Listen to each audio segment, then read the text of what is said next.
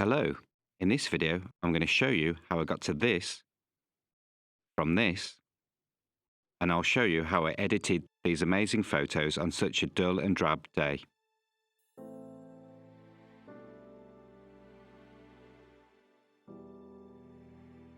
Hello.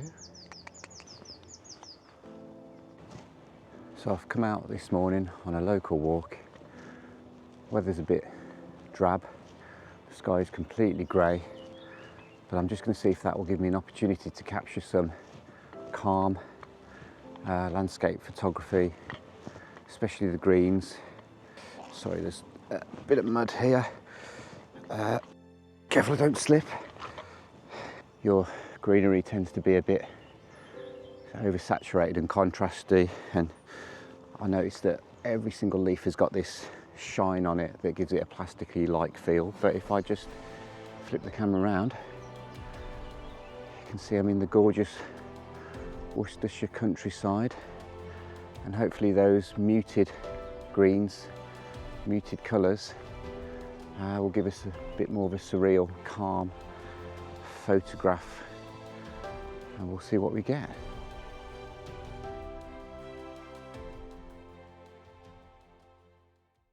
So I've just stopped on my travels because at the moment I'm below the ridge line. If I just stand over into the scene a bit more, I'm below the ridge line, so I've got a hill going up, which means that I'm not going to get too much to the sky. And if I just take a shot here, now I've got some foreground, some midground and some background. So let's just see what we get just as a test shot on our travels. So I'm going to go f8 on this one, ISO 100, and maybe just get down a little bit lower just to try and get some of this foreground footage in.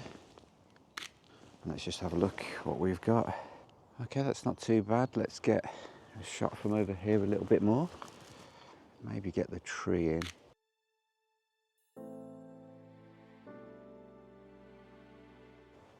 Let's just get one more. Just with, I think we've got too much sky in there. I do kind of like the view we've got here, just looking up at the hill with the trees. So I think I might sit up here and just get a better effort at getting a shot of this. We've got some detail in the clouds, so let's have a crack at it. So I'm on the tripod for this one. I've not got the field monitor on because I want to see what I'm doing for this one, but I'll explain. So I've got my 18 to 105 millimeter kit lens.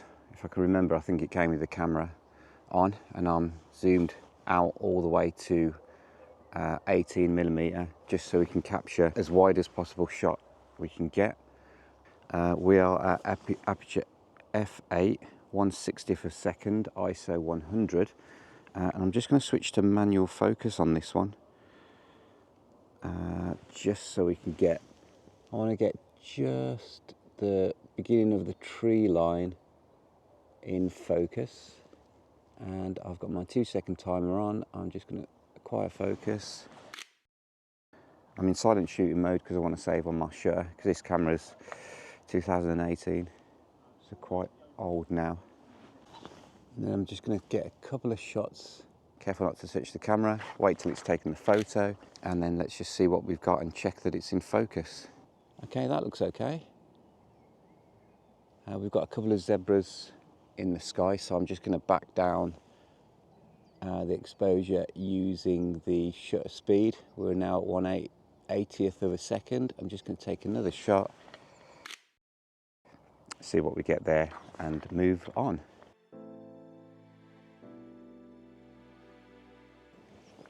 So I've just stopped for a swig of water, and sometimes I like to stop and just gather my senses and get a feel for my surroundings. And what I have noticed is we've got a nice diagonal line here with some trees on it, and then further into the background we've got the distance, and maybe that will make a nice diagonal composition. So let's have a crack at getting a photo of that and see how it turns out. So with this composition, what I'm going to do is try and get it as diagonal from top corner to bottom corner as I can. Obviously we can adjust it in post as well. I'm in manual focus, but I think because I've got the field monitor on and I can't see my focus peaking, I'm just going to let the camera do the work, and we'll check it afterwards. So my focus spot, I'm just going to do bang on the horizon there. I'm at f8, 1/60th of a second. Let's see what we get. Make sure we've got no wobble on the camera. Don't press the camera yet until it's thought about it. And then let's just have a look. So that's not too bad. I think focus is okay, but we might as well get a couple of shots of this. So I'm just going to get my shutter speed a bit faster, only because there's a bit of wind around today, and any movement in those leaves or branches further away are obviously going to show up in our scene as blur, not focal blur but motion blur, so I don't really want that. So let's go automatic focus again. You can probably see on the monitor now I've got a lot more detail in the clouds, and we can also bring that out in post. So the boring half of the photo, which is the sky, the overcast sky, we'll make the most of it and get that detail out in the clouds. And I'm just going to review, bring up my blinkies, and you can see the histogram. It's in the middle of the histogram, so we should be fine. Remember, we can always recover the shadows better in post than we can try and recover the highlights, because the highlights will just be blown out a lot quicker than the shadows. But I have got a video on zebras and blinkies if you want to check that out and getting the correct exposure in the field, so when you take all this stuff home you're not disappointed with the results.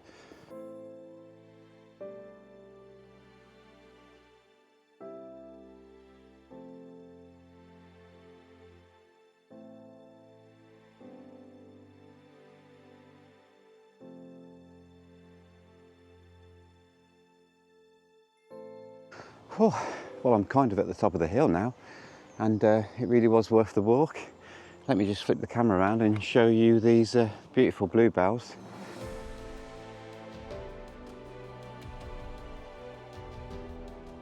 In the woods that we photographed earlier, this is what's hidden. So let's try and just absorb the scene for 5 minutes, because the weather's probably not going to change much. So we're okay for rain, I think. And let's just work the scene, have a calm look round, see if there's any compositions that stick out or have that wow factor.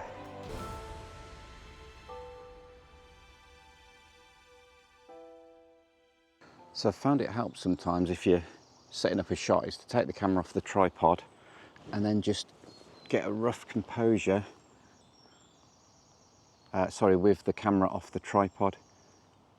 So I'm just trying to get a diagonal composition. I don't want any of that sky in. Let's just zoom in a little bit. We've got this lovely tree on the left, and we've got that kind of diagonal line going down. And let's set up the tripod there and get a shot of that. Let's do it. See, it's just started to rain just now, so I think I'm going to get this shot and then maybe head home. I've got a branch in the scene, so I'm just going to gently move that out of the way. And then, am I happy with the shot? I've got a tree stump there, which I think we might come down a little bit, so let's just get a shot of that. And then let's just move the camera over slightly, just so we get rid of that tree stump. Come back over. We've still got kind of this diagonal line. A bit too much sky for my liking, but mustn't grumble. And then again, get the shot, bring my shutter speed down a little bit more. And I'm just going to try one with the aperture closed to f11. Not the shutter speed, sorry.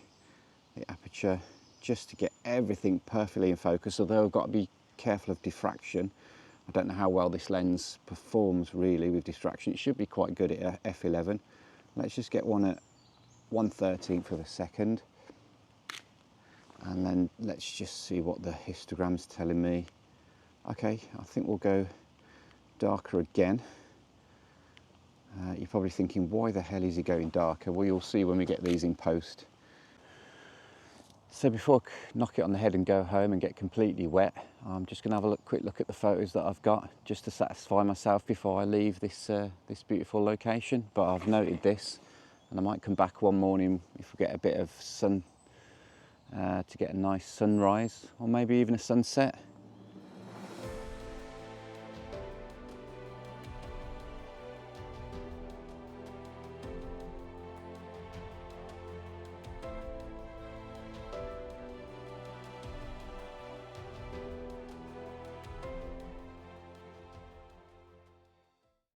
So this is the image that I've decided to show you how to edit, and emphasis on edit because it will be heavily edited. But if it gets you to practice using Lightroom and your skills improve, then that's a good thing. Ideally, you would need to go out and shoot this in the correct conditions, so early morning, lots of natural daylight, maybe a little bit misty, or a sunset. But in the United Kingdom, or wherever you are, sometimes you just don't get that opportunity, and this is the next best thing. So we'll open up Lightroom and go through the process of editing this. So what I'm going to do first is just crop this, but before I do that, I'm going to make sure it's on Adobe Standard. So we've just got the colours out of the camera.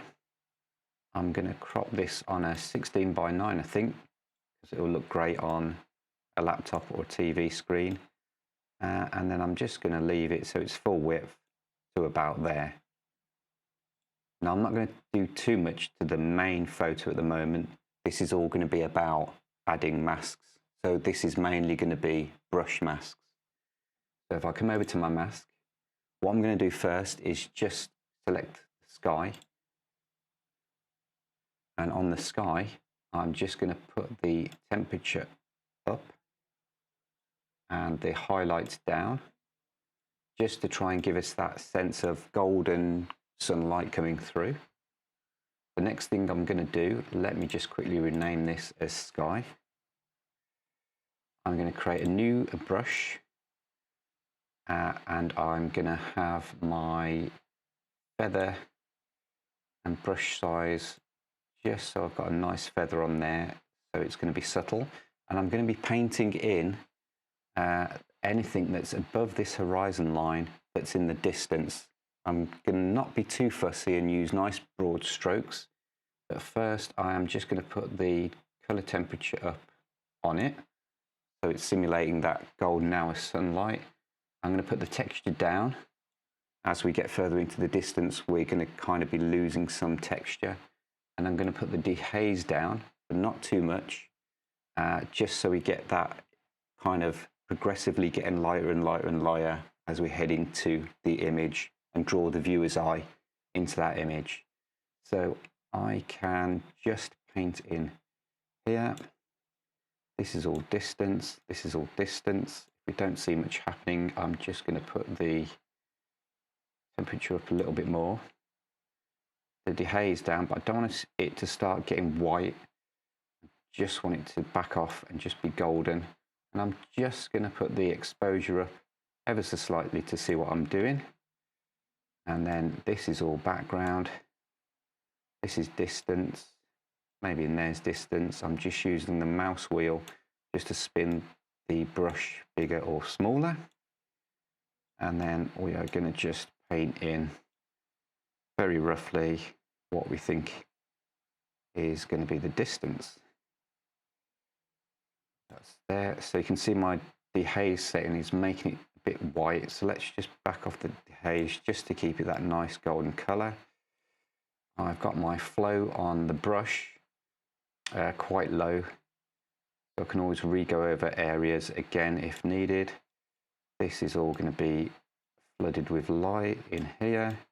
This is going to be light. This is going to be light. Pretty much all of this area is going to be painted with light in here. Maybe in between these two trees. And on your photo, you can be a lot more careful than me. This is just to show you the basic concepts. This is all background. Like so. So once that's painted in, I'm probably just going to go onto the main adjustments and bring out those shadows, just so I can bring the detail out on these trees. Probably just going to put the exposure down slightly, and to me the greens are just too green, so I'm going to go in on my color mixer. I've got it set to saturation, and I'm just going to go ahead and put the greens down to about there. Okay, so if I go back to my masks, I'm now going to add another mask, and this time it's going to be direct light that's hitting things, and that's mainly going to be in the foreground. So if I create a new mask, brush, and on this brush again I want the color temperature to be quite high, a little bit of exposure, and with my brush I'm just going to bring the feather down, only because when we've got shadows they tend to be quite crisp. So let's start off there and see what we get. Now I know that I want the sunlight to appear that it's coming from this left hand corner, just to give the viewer a sense of where's the sun, where's the light coming from. So I'm just going to paint in, only on the foreground and the ground are highlights. If it doesn't look right, we can always just reduce the color temperature and just increase the exposure. And then I've got all this is going to be light. This is all bathed in light because we've got these leaves, and obviously leaves transmit quite a bit of light through them. Let's do the ground, and that will give us a bit of a base to work from. So sunlight's coming in from this direction. I'm just going to paint in big areas of light coming through. This is definitely light in here. This is all definitely lit up with light. This is definitely lit up with light in here. There's definitely light skidding up the hill a bit here. This is going to have light, so nice and big and gentle. This is definitely going to have light. So is this area here. And then we can start to work in a bit more detail. So that's light. I want to try and maintain these shadows. So I'm just putting in little areas of specks of light, just not making these too straight because the ground is not straight. There, not gonna overwork it, only very subtle. I know these are gonna have, let's make this bigger and let's get the light coming through there in between the trees. Again, on your photo, you can decide where the light's coming through. I'm not going to touch the sky or the distance. I'm just focused on the ground and where the direct light's coming through. I'm not going to overwork it. You can tinker around with yours till your heart's content. I'm probably going to leave it like that, because what I tend to do is just squint, just have a look what it looks like. If it looks okay in the squint, then that's what a viewer's going to see when they look at the photo. No one's going to go and look like that at your photo. So what I'm now going to do is just give it a bit more sense of light coming from a specific direction with a linear gradient. So with a linear gradient, I know the sun's up here. Nice big gradient. Just move it to there. And then with the exposure, just going to put it up ever so slightly, but we want that golden light, so I'm going to not be afraid to put the golden light up. I'm going to put my highlights down slightly and maybe just a little bit of contrast, just so we get the leaves creating a shadow on the back of them, if that makes sense. What I'm going to do now is just undock that, and let's move it here where I don't need it. I'm going to create another linear gradient and just darken the other side of the trees and the distance off a little bit. Just there. I'm going to bring my highlights down and then my exposure down ever so slightly. And then I'm going to do one final thing to this, which is just to lead the viewer's eye into the center area of the image a little bit more. One last linear gradient, pop it over, just there, and then just turn the exposure down ever so slightly. Let's put that mask there, just to darken that off. And then I think we're almost done on this one. I'm just going to add a vignette ever so slightly, just like that. And then I think I might just bring the exposure just up slightly. And I'm not going to do anything to that now. I'm going to not overwork it or overcook it. Probably going to leave it overnight, come back, see what it looks like. Am I happy with it? If I'm not happy with it, I can always come back to my masks.